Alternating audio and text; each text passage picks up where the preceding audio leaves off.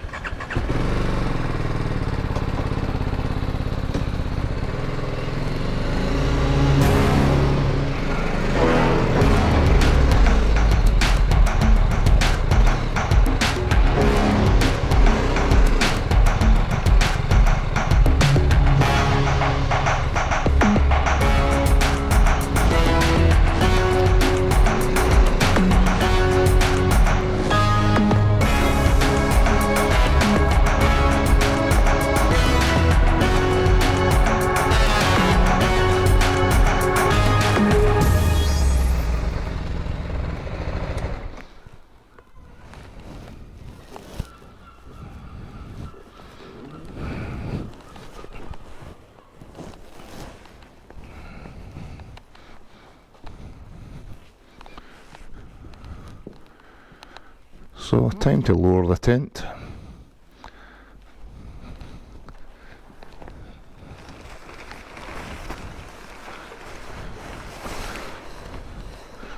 I'll just stuff that on the BM just now.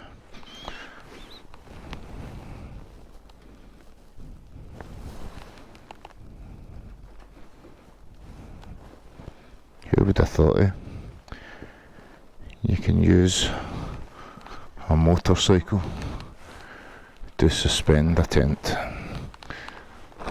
in the air for drying.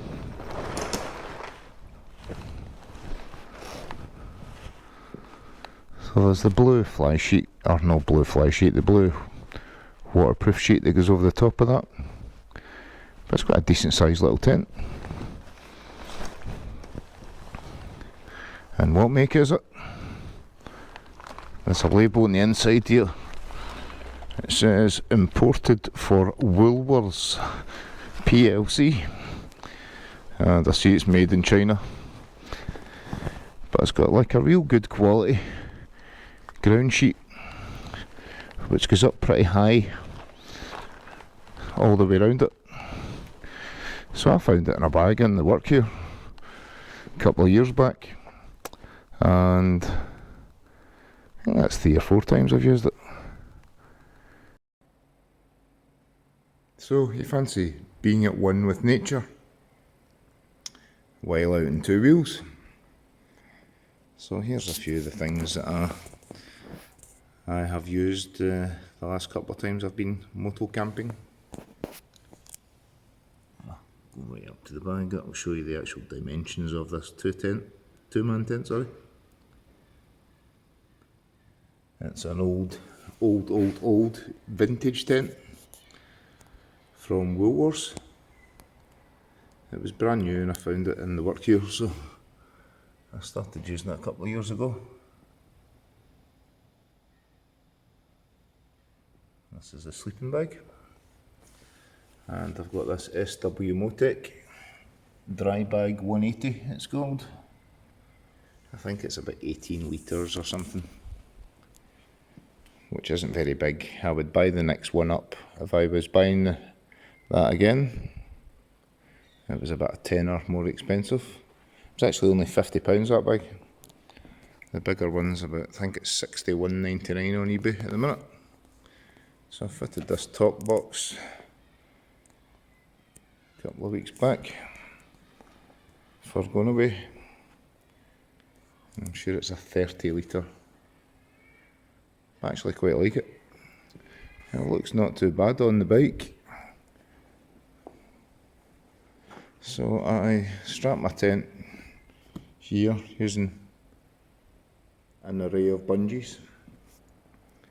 I then had my SW bag strapped on top of the tent, and this is a very handy item to have on a bike as the luggage rack.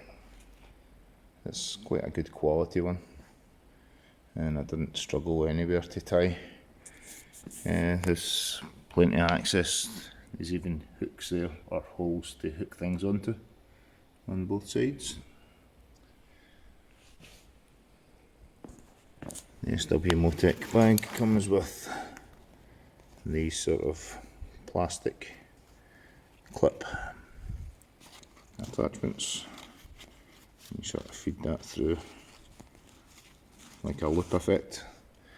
The BM's got these on it for tying onto things, so I actually use them as well. I'm sure I'll have a picture of the bike from my trip with the stuff strapped on it.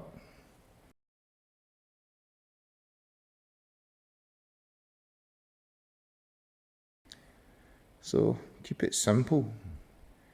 I just took a couple of spare t-shirts and spare underwear, a base layer, a hoodie. The top box really only had my sleeping bag in it, as well as a few odds and ends.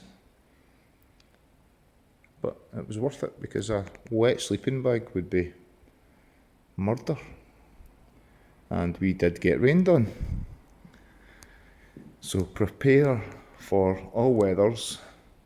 Ideally just wear your textile stuff, or if it is leather, make sure you've got your waterproof liner in it, ideally.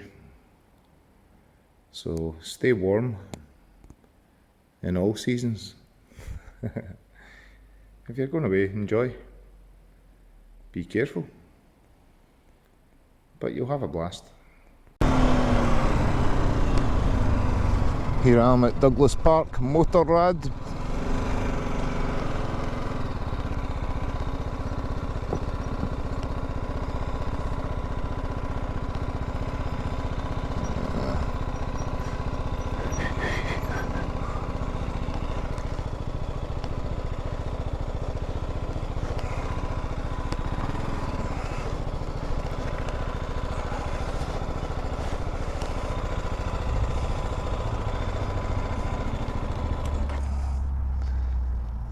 Very nice.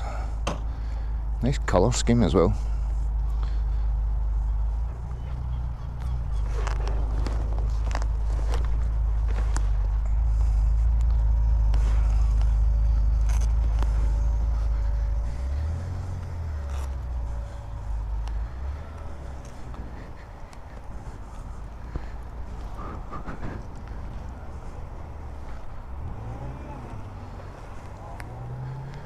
Beautiful. Brand spanking new as well.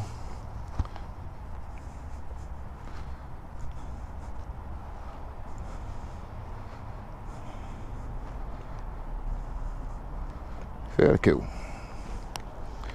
Right, let's go and see if they've got this oil filter.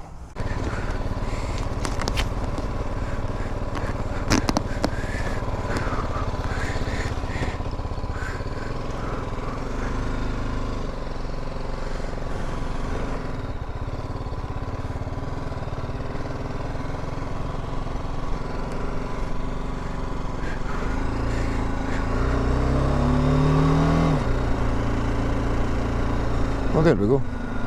That was a pleasant experience. Is it R18? Them old vintage looking models. I love them. Very low seat height as well. But if I'm honest, I think I actually prefer the Rocket 3 from Triumph, or by Triumph. They just seem a wee bit more special. I could have one of each in my dream garage one day when the lottery numbers finally come up. We all live in hope, you know. So I hit 3,000 miles in this a couple of days back. So the service records show it's only been serviced at 625 miles. That's the only time it was in at BMW anyway, regardless of the garage I bought it off saying they'd actually done an oil service on it. They never gave me any proof of that. So I already had the oil. I've picked up the filter and a new crush washer for the sump plug, and you take 4 nuts off to take the factory plastic skid plate off, and that reveals the sump plug on the low side of the bike, just there, and I'm just letting it drip away. So the service gaps on these are 6,000 miles, so it's not actually due for another couple of thousand miles, but no harm in doing an oil service at least every 2,000 or 3,000 miles. So keep on top of it, do it yourself, don't give the garages the money to do this.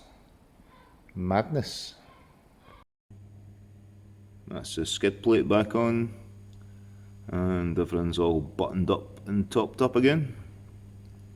So I've just swapped out the pads on it as well. I had no faith in these whatsoever.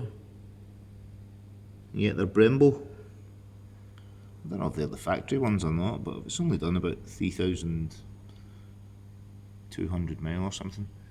I don't imagine they've been swapped out before now. So I've stuck a set of EBC, high performance, vegan friendly brake pads on it. So we'll see how they turn out. Lovely little calipers on this, front and back, by Bray, and supposedly they're a sister company of Brembo. So fingers crossed the pads make the brakes a little bit more impressive.